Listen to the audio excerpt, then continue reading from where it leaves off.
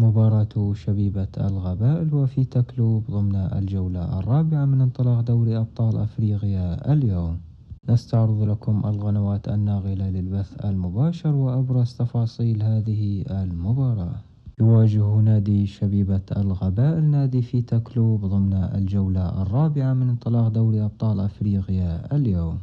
تقام هذه المباراة اليوم السبت الموافق ل11 من مارس 2023، ومن المقرر بدء المباراة عند الساعة 10 مساء بتوقيت مكة المكرمة، وعند الساعة 8 مساء بتوقيت تونس والجزائر والمغرب العربي.